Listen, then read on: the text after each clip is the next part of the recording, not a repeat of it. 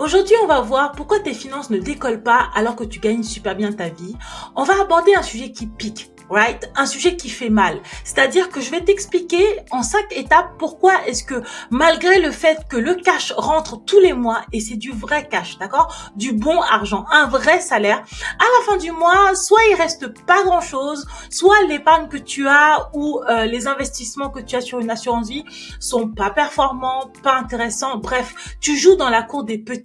Tu sais bien que tu pourrais taper dans un autre niveau. Tu sais bien que tu pourrais doubler, tripler ton épargne. Tu pourrais avoir de beaux investissements. Mais tu te rends compte quand même qu'il y a 2 3 000 € qui se baladent sur une assurance vie.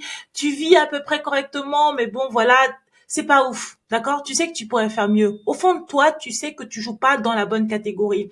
Et du coup, tu arrives sur des comptes comme le mien, tu es à la recherche de techniques, de méthodes. Tu te dis, non, mais si j'investis pas bien, c'est parce que je ne sais pas dans quoi investir, right? Tu te dis, oui, c'est parce qu'en fait, j'ai pas la bonne checklist. Je sais pas choisir les bons investissements. J'ai peur. Si j'y vais, ben, je vais perdre mon argent et ce que j'ai, le peu d'argent que j'ai déjà sur un livret, même ça, je vais le perdre.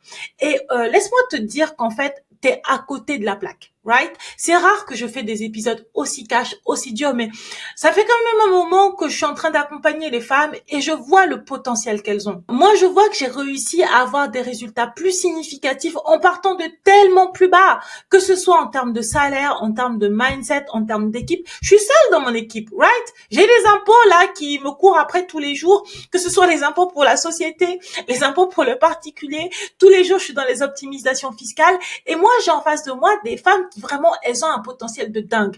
Donc là, je me suis dit que j'allais faire un épisode vraiment pour te dire que, ok, en fait, ton problème à toi, c'est que tu te trompes de problème.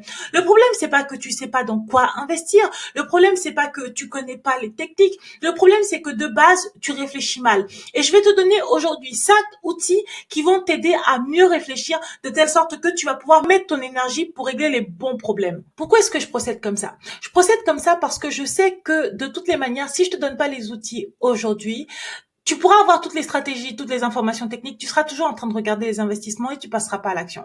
Ou alors, si tu passes à l'action, tu vas passer à l'action et investir dans des trucs qui sont mauvais, qui sont pourris, qui te rapportent rien.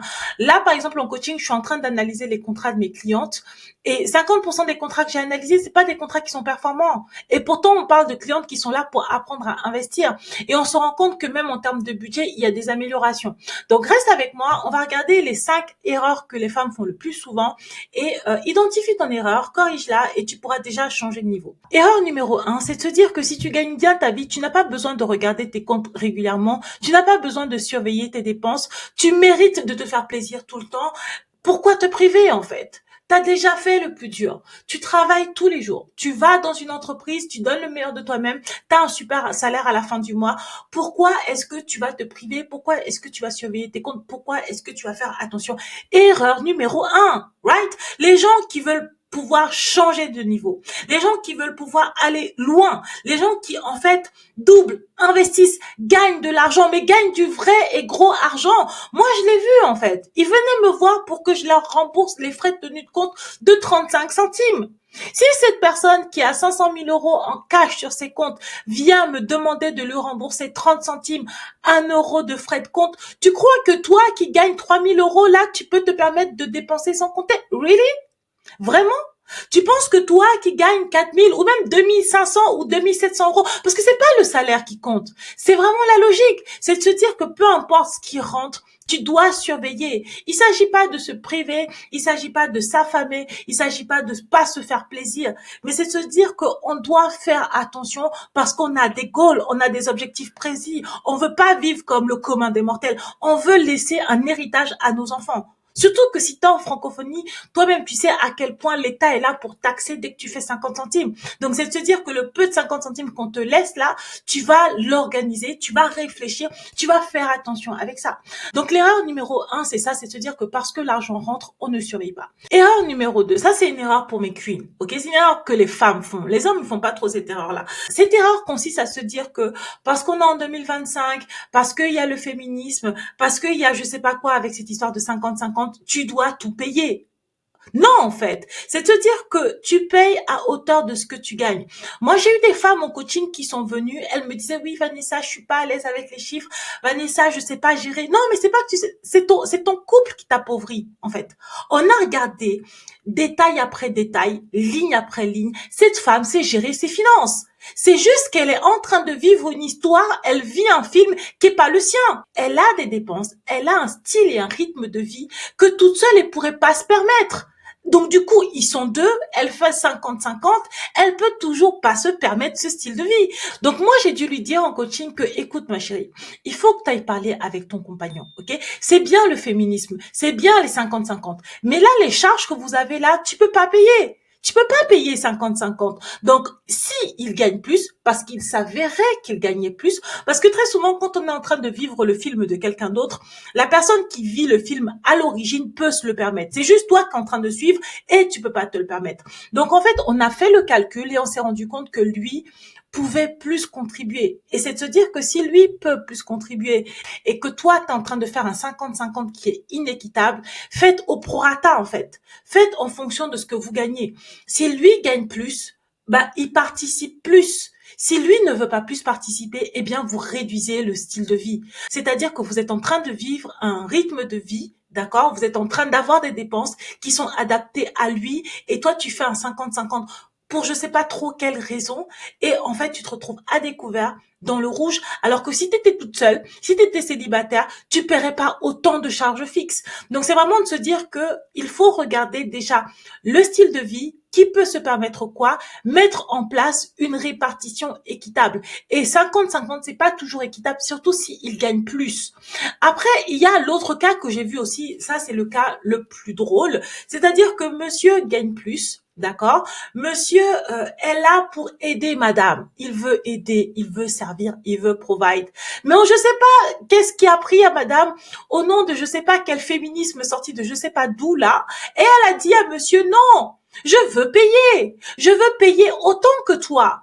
Alors qu'en fait, elle gagne pas forcément autant que lui, elle ne gère clairement pas aussi bien que lui, et surtout que lui, il veut aider, il veut donner, il veut provide.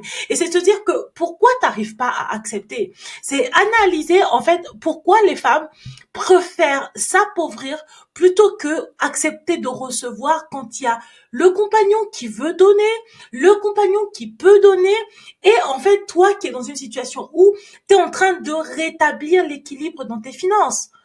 On n'est pas là pour juger. Moi, je suis pas là pour juger. Je suis juste en train de vous donner des conseils de telle sorte que si la femme fait cette erreur-là, c'est parce que elle le fait pas consciemment. Elle a envie de dire à son mari, je t'aime. Je suis avec toi par amour. Je suis pas avec toi pour ton argent. Mais ok, right, on sait. On sait. C'est pas en t'appauvrissant que tu vas le lui prouver, en fait. Juste, reste la femme extraordinaire que tu es. Accepte de recevoir. Et cet argent que tu reçois, réinvestis-le. Parce que de toutes les manières, si tu gagnes, si tu doubles ton capital, ça va aller à vos enfants. Ça va pas aller dans quelque chose de négatif. Ça va pas aller dans quelque chose d'égoïste ou d'égocentrique. Tu contribues à ta manière. Donc, c'est vraiment l'erreur que je vois numéro 2 chez les femmes. C'est soit elles sont dans un couple qui les appauvrit et souvent le compagnon qui fait vivre un rythme de vie qu'elle peut pas se permettre, il s'en rend pas compte. Quand on dit à monsieur aide, monsieur est d'accord pour aider. Et la deuxième situation, c'est des fois monsieur demande d'aider mais il a pas la place. Et moi, j'aide ces femmes à leur dire, ok, t'es dans une situation où t'arrives pas à recevoir, pose-toi la question de pourquoi t'arrives pas à recevoir sans vouloir give back tout de suite. Est-ce qu'il n'y a pas quelque chose à travailler au niveau de l'estime, de l'amour, de la confiance en soi? Là, on n'est pas dans les chiffres. Là, on est toujours dans des situations où les gens gagnent bien, mais en fait, ils s'appauvrissent parce qu'ils font pas les bons choix. Ensuite, on va voir l'erreur numéro 3. L'erreur numéro 3, c'est souvent les clientes qui viennent chez moi à bout de souffle. D'accord? Elles me disent, Vanessa, j'ai tout essayé, j'ai les applis budget, j'ai les challenges épargne, j'ai regardé les vidéos TikTok, je suis abonnée à tous les comptes. Des fois même, elles ont payé des accompagnements ailleurs et ça convient pas.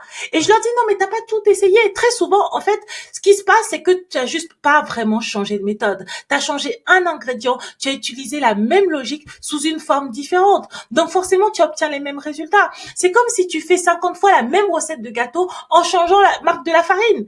Et ben, t'as toujours le même gâteau, en fait. Si tu changeais la dose de sucre, si tu changeais peut-être la farine, tu mettais autre chose à la place, tu n'aurais clairement pas le même gâteau, tu n'aurais clairement pas le même dessert. Donc, c'est de se dire que toutes les méthodes ne fonctionnent pas avec tout le monde, right? C'est laisse la chance à une autre méthode et c'est de se dire que peut-être l'outil, c'est pas un outil technique. Ensuite, l'erreur numéro 4 que je vois très souvent, c'est que les femmes veulent souvent aller trop vite au lieu de construire une base solide. Tu veux doubler ton capital, doubler tes investissements. Je comprends, ça donne envie. Je parle beaucoup d'investissement. Mais si ta base est bancale, tu vas aller nulle part, en fait. Tu iras pas très loin. C'est de se dire, on va d'abord travailler la base. OK? Qu'est-ce que tu connais en termes de budget? Quelles sont tes connaissances en matière de finances? C'est pas une compétition, c'est pas une course. T'es dans un chemin entre toi et toi-même. Il faut qu'on repose juste les bases pour pouvoir, en fait, faire un reset. OK? Et en fait, à partir du moment où on a fixé les bases, on est reparti de zéro, on a remis les dépenses au bon endroit, on a fixé tes objectifs. Là, en fait, petit à petit, tu vas avoir ton épargne de précaution, investir, puis doubler ton capital et enfin pouvoir prendre plus de risques. T'as le temps. T'es en compétition avec personne. Relax. Pourquoi est-ce que j'insiste sur ce fait? Parce que les femmes vraiment se sentent stressées. Elles se comparent, elles ont peur. Certaines se disent qu'elles sont en retard. D'autres se disent qu'en fait, c'est trop dur. D'autres se disent qu'elles sont en retard et qu'en plus, elles n'aiment pas les chiffres et qu'en plus, elles sont pas douées avec l'argent. Et en fait, quand on décortique une idée reçue après une autre, on se rend compte que non. C'est juste la peur, une espèce de imbroglio mixé là. Et en fait, on refixe les objectifs, on met une étape après l'autre et ça roule tout seul. Et en fait, on atteint des résultats extraordinaires. À partir du moment où on a atteint une épargne de précaution qui est correcte, on va analyser tes contrats. Peut-être que tes contrats, ils sont pas bons, mais on va trouver les bons contrats. Et là, c'est exponentiel. Les intérêts composés vont fonctionner pour toi. Et enfin, on va arriver sur la dernière étape, qui est mon étape préférée. Les femmes viennent me voir parce qu'elles pensent qu'elles ont des problèmes avec les chiffres. Elles pensent qu'elles ont des problèmes de connaissances. Elles pensent que des fois, c'est trop difficile. Non, c'est juste qu'elles ont un problème avec la relation avec l'argent. D'accord? C'est pas une question de chiffres, c'est pas une question de connaissances, c'est pas une question de compétences, c'est même pas une question de est-ce que tu gagnes assez ou pas. Non, c'est une question que tu peux avoir toutes les connaissances du monde. Si ton cerveau panique à chaque décision, s'il faut te pousser, s'il faut te rassurer, il faut travailler en fait sur la relation que tu as avec l'argent. Accepter de prendre des risques, ça paye au bout d'un moment. Accepter de te former et accepter de prendre du temps en fait. Ça se fait pas du jour au lendemain. Et en fait, quand on parle de mindset, non, c'est pas quelque chose de fumeux. C'est juste de se dire que, ok, je vais d'abord me concentrer sur l'état des lieux, je vais ensuite me concentrer sur le budget, ensuite je vais me concentrer sur mon épargne de précaution, ensuite je vais me concentrer sur mes investissements, enfin je vais potentiellement me concentrer sur l'épargne des enfants. Voilà, t'as des étapes claires à suivre.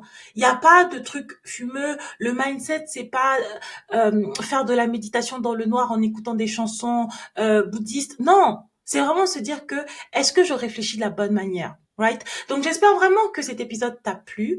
Si tes finances ne décollent pas, c'est pas parce que t'es nul. Ok, c'est pas parce que tu as un problème ou que tu manques de volonté, c'est juste que tu as parfois besoin de désapprendre ce que toute la société nous a appris vis-à-vis de l'argent. Et c'est exactement ce que j'aide à faire au quotidien, que ce soit dans ma newsletter tous les matins sur WhatsApp. Tu te rends compte qu'on peut parler d'argent de manière fun. Moi, je suis drôle, on rigole, on apprend des news qui sont parfois marrantes et des fois on apprend des choses qui sont un petit peu plus techniques. Pareil sur mon podcast, j'ai fait beaucoup d'épisodes sur la partie technique, mais est-ce que ça t'a aidé? Si ça t'a pas aidé, si t'es pas passé à l'action, c'est qu'il y a quelque chose à creuser. Et après, une fois que t'es passé à l'action, est-ce que t'as pris le bon contrat? Est-ce que ton contrat, il est performant? Et si t'as pris un contrat, est-ce que t'as une épargne de sécurité? Est-ce que t'as une épargne de précaution? Donc voilà, pose-toi toutes ces questions. J'espère que cet épisode t'a plu. Si t'as d'autres questions, si ça t'a créé des émotions ou des quoi que ce soit, dis-le moi en commentaire. N'hésite pas à télécharger mon guide dans lequel j'apprends aux femmes à épargner, budgéter, investir tout en travaillant leur relation avec l'argent. C'est gratuit et en plus, toutes les semaines, tu vas pouvoir recevoir des informations pépites sur les gestions financières. Je te laisse là, je te dis à mardi prochain. Bye bye!